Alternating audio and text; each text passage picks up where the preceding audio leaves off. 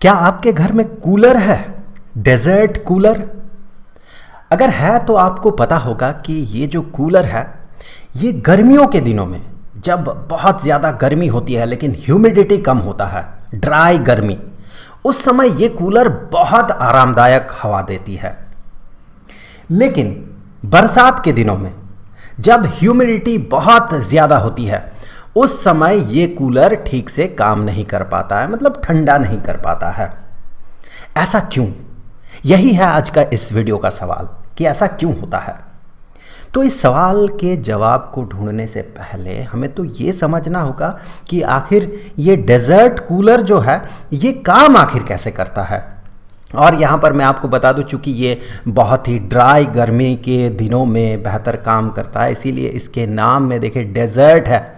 Desert में जिस तरह का माहौल होता है उस तरह के सिचुएशन में ये बेहतर काम कर पाता है। बहुत गर्मी और साथ ही साथ अगर ह्यूमिडिटी कम हो तो ड्राई हो, अगर उस समय बेहतर काम करता है, इसीलिए इसका नाम है डेजर्ट कूलर। तो सबसे पहला सवाल तो ये होगा कि ये आखिर काम ही कैसे करता है, तब जाके हम लोग समझ पाएंगे कि ये बरसात के दिनों में क्यों काम नहीं करता है ठीक से। इसका जो प्रिंसिपल है ये बेस्ड है एवोपोरेशन पे। चलिए देखते हैं ये काम कैसे करता है। सबसे पहले तो देखिए यहाँ पर एक पंखा है, ये पंखा घूमता है और ये हवा फेंकता है। यहाँ पर इन कंटेनर्स में यहाँ पर पुआल, दैट मीन्स स्ट्रॉ का बना हुआ चादर जैसा एक चीज़ होता है जिसे कि यहाँ पर फिट किया जाता है। अंदर मोटर होता है, मोटर से पानी ऊपर चढ़ता है और पानी चैनल के थ्रू, पाइप के थ्रू इन पुआल तक पहुँचता है और यहाँ पर इसे ये भिगो देता है। अब जब ये भीग जाता है उस समय जब ये पंखा घूमता है तो उस समय हवा बहुत ठंडा होता है। कैसे होता है? एवोपोरेशन के कारण। देखिए ये पुआल भीगा हुआ है। अब देखिए भीगा हुआ पुआल मतलब यहाँ पर जो पानी है, ये पानी, इसका टेंडेंसी होगा एवोपोरेट करना। यहाँ पर पानी है, मान लें मैं छोटा सा रीजन ड्रॉ कर रहा हूँ, यहाँ पर पानी है, इसका टेंडेंसी होगा एवोपोरेट कर जाना, तो ये यहाँ से एवोपोरेट करेगा। ये जैसे ही एवोपोरेट करेगा दैट मीन इसके स्टेट में चेंज हुआ। लिक्विड, ये लिक्विड स्टेट में था, मैं एल लिख दे रहा हूँ लिक्विड के लिए, ये लिक्विड स्टेट में था। लिक्विड स्टेट से ये गैसेस स्टेट में कन्वर्ट हुआ और इस कन्वर्जन के लिए एक हीट चाहिए होता है। जब भी कोई लिक्विड गैसेस स्टेट में कन्वर्ट होता है तो इसके लिए एक हीट चाहिए होता है। उस हीट को कहा जाता है लेटेंट हीट। मोर स्पेसिफिकली इसे कहा जाता है लेटेंट हीट ऑफ वेपराइजेशन। तो जो भी हो, मुद्दा यह है कि इस जगह पे, इस प्रोसेस में इसे चाहिए होता है हीट। ये हीट इसे मिलता कहाँ से है? इस पानी को हीट मिलेगा कहाँ से? इसके सराउंडिंग से, मतलब इस पुआल से।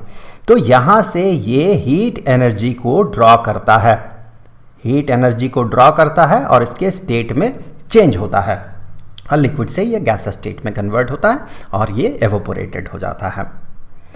अब हीट चूंकि यहाँ से पुआल से हीट निकल रहा है, दैट मीन पुआल का यहाँ पर इस रीजन में, ये जो रीजन है इस रीजन में टेम्परेचर ड्रॉप कर रहा है। इस रीजन का टेम्परेचर जो है ये टेम्परेचर ड्रॉप कर रहा है। देखिए इन सब चीज़ों पे हमने इससे पहले बात किया है, तो इस चीज़ को मैं इस वीडियो के लिए फिर से रिपीट कर रहा हूँ, I think you don't mind. तो टेम्परेचर इसका ड्रॉप होता है, ये ठंडा हो जाता है। तो जब पंखा घूमता है उस समय जो हवा यहाँ से पास होती है, हवा जो यहाँ से इस जगह से पास होती है वो ठंडी हो जाती है और यहाँ से ठंडी हवा, कूलर से ठंडी हवा निकलती है। अब देखिए बरसात के दिनों में क्या प्रॉब्लम होता है। बरसात के दिनों में यहाँ इसके आसपास जो हवा है, इस हवा में बहुत सारा वाटर मॉलिक्यूल रहता है। तो ये ब्लू कलर से जो मैं डॉट ड्रॉ कर रहा हूँ ये वाटर मॉलिक्यूल को रिप्रेजेंट कर रहा है। ह्यूमिडिटी हाई का मतलब क्या है कि एटमॉस्फेयर में बहुत ज़्यादा वाटर वेपर है, तो बहुत ज़्यादा वाटर वेपर यहाँ पर एग्जिस्ट करता है।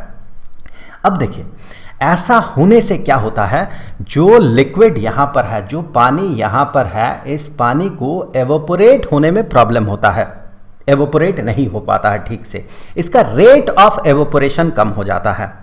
क्यों कम हो जाता है रेट ऑफ एवोपोरेशन? क्योंकि ये जो हवा है यहाँ पर चलिए मैं एक दूसरे कलर से, मैं चलिए थोड़ा सा रेडिश कलर से मैं और भी डॉट बना देता हूँ। ये इंडिकेट कर रहा बाकी मॉलिक्यूल्स को, एयर के बाकी मॉलिक्यूल्स को, ऑक्सीजन, नाइट्रोजन, कार्बन डाइऑक्साइड वगैरह, ये सब मॉलिक्यूल्स को ये रिप्रेजेंट कर रहा। तो ये जो हवा है जहाँ पर कि पानी का मॉलिक्यूल डिजॉल्व्ड है, ये ज़्यादा पानी का मॉलिक्यूल और ड्रॉ यहाँ से नहीं कर पाता है, खींच नहीं पाता है। क्यों? क्योंकि इस जगह पे ऑलरेडी ह्यूमिडिटी हाई होने के कारण इस जगह पे ऑलरेडी बहुत ज़्यादा वाटर मॉलिक्यूल्स है, जिसके कारण कि ये और ज़्यादा वाटर मॉलिक्यूल्स को यहाँ से एब्जॉर्ब नहीं कर पाता है, जिसके कारण रेट ऑफ एवोपोरेशन कम हो जाता है। हम कहते हैं कि ये सैचुरेशन में है, ये जो एयर है ये सैचुरेशन में है, इसीलिए ये और ज़्यादा पानी के मॉलिक्यूल्स को डिज़ोल्व नहीं कर पाता, इसीलिए एवोपोरेशन कम होता है। तो ये तो एक सिंपल एक्सप्लेनेशन है कि ऑलरेडी बहुत ज़्यादा पानी के मॉलिक्यूल्स है, जिसके कारण ये और उसे डिज़ोल्व नहीं कर पा रहा है। अगर आप चाहें तो इससे थोड़ा और डीप जा सकते हैं कि ऐसा आखिर क्यों होता है। वैसे एग्ज़ाम पॉइंट ऑफ व्यू में अगर देखें तो वी आर डन ऑलरेडी, इससे ज़्यादा और कुछ आपके लिए जानना ज़रूरी है नहीं कि चूँकि ह्यूमिडिटी हाई है तो और ज़्यादा ये वाटर मॉलिक्यूल को अब्जॉर्ब नहीं कर पाएगा, जिसके कारण रेट ऑफ एवोपोरेशन कम हो जाएगा। रेट ऑफ एवोपोरेशन कम हो जाएगा मतलब इसका जो टेम्परेचर है इस पुआल का, इस जगह का, तो वो टेम्परेचर ज़्यादा ड्रॉप नहीं कर पाएगा, जिसके कारण जो हवा यहाँ से निकलेगी वो उतनी ठंडी हवा नहीं होगी। That's it, done. Exam point of view में डन। अगर आप एग्ज़ाम के लिए पढ़ते हैं तो we are done. Thank you very much. Get lost. Now अगर अब भी आप टिके हुए हैं तो as always welcome home dear. चलिए देखते हैं ऐसा क्यों होता है।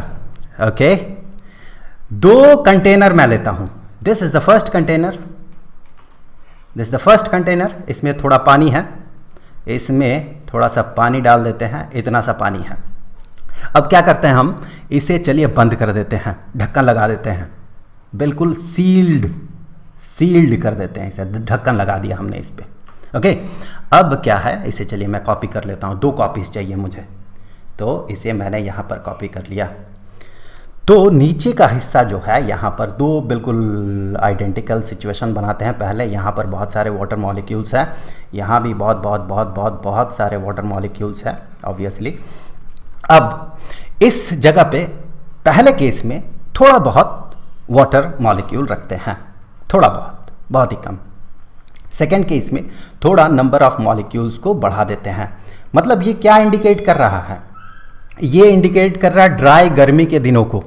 उस समय जो एयर है, आपके सराउंडिंग्स जो एयर है, उस एयर में बहुत कम वाटर मॉलिक्यूल्स है, वाटर वेपर बहुत कम है, मॉइस्चर बहुत कम है, जिसे कि हम कहते हैं ह्यूमिडिटी लेवल कम है। यहाँ पर ह्यूमिडिटी लेवल बहुत ज़्यादा है। दोनों में डिफरेंस क्या होगा देखें, एवोपोरेशन में क्या इफेक्ट डालेगा, चलिए देखते हैं।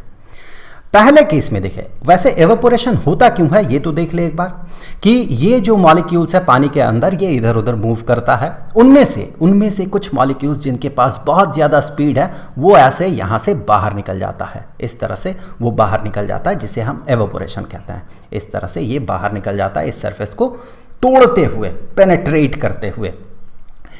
यहाँ भी वही होगा, कुछ मॉलिक्यूल्स जो है ये बाहर निकल जाएगा यहाँ से। चलिए मैं थोड़ा डीप कलर से ड्रॉ कर दूं, थोड़ा यहाँ से ये बाहर निकल रहा है, ये भी बाहर निकल रहा है, यहाँ से भी कुछ मॉलिक्यूल्स ऑब्वियसली बाहर निकलेंगे, तो यहाँ से भी निकल रहा है।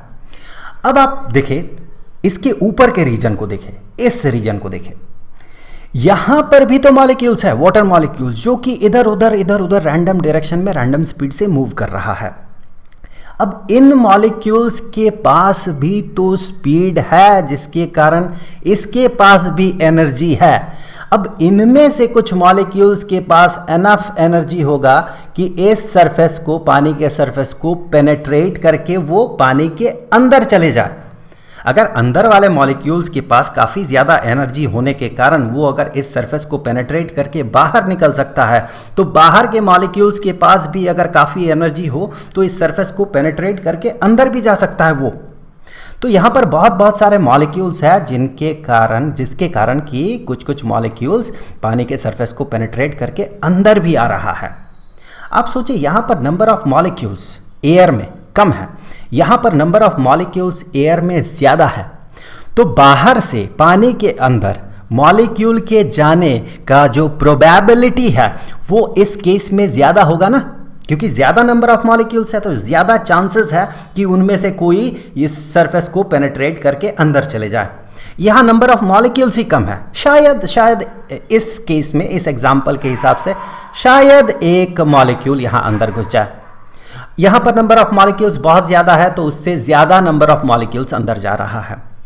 तो आप देखें नेट जो मूवमेंट हो रहा पानी के मॉलिक्यूल्स का अंदर, पानी के अंदर से बाहर, दैट मीन एयर में, पानी से एयर में जो मूवमेंट हो रहा, नेट मूवमेंट, अगर आप देखें तो नेट मूवमेंट इस केस में ज़्यादा होगा। यहाँ पर नेट मूवमेंट, मैं पूरा नहीं लिख रहा हूँ, पानी के मॉलिक्यूल्स का net movement from water to air ये ज़्यादा होगा, क्योंकि बाहर से अंदर आने का रेट यहाँ पर कम है।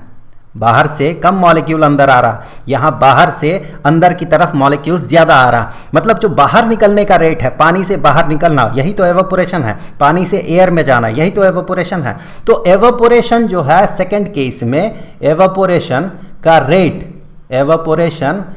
रेट ऑफ एवापोरेशन लिख दूं मैं, रेट ऑफ एवापोरेशन, ये रेट ऑफ एवापोरेशन कम हो गया, क्योंकि एज होल, एज रिजल्ट या नेट नंबर ऑफ मॉलिक्यूल्स जो पानी से एयर में जा रहा उसका नंबर कम हो जा रहा है। इसीलिए जब आपके सराउंडिंग्स में जब ह्यूमिडिटी काफ़ी ज़्यादा होता है उस समय यहाँ से रेट ऑफ एवापोरेशन कम होता है, जिसके कारण कि कूलर ठीक तरह से काम नहीं कर पाता जैसे कि वो ड्राई गर्मी के दिनों में करता है। तो उम्मीद है कि वीडियो आपके लिए हेल्पफुल रहा होगा। नेक्स्ट वीडियो का लिंक आपको यहाँ पर स्क्रीन पे मिल जाएगा, वहाँ क्लिक करके आप उस वीडियो को देख सकते हैं। अब जाते जाते मैं आपको बता दूं कि इस पूरे चैप्टर का, दैट मीन स्टैंडर्ड 9th के लिए साइंस का फर्स्ट चैप्टर के सारे वीडियोस का जो प्लेलिस्ट है उसका लिंक आपको नीचे डिस्क्रिप्शन में मिल जाएगा। तो आई होप कि अगले वीडियो में फिर मुलाकात होगी। तो मिलेंगे आपसे अगले वीडियो में, तब तक के लिए खुश रहें, गुड बाय।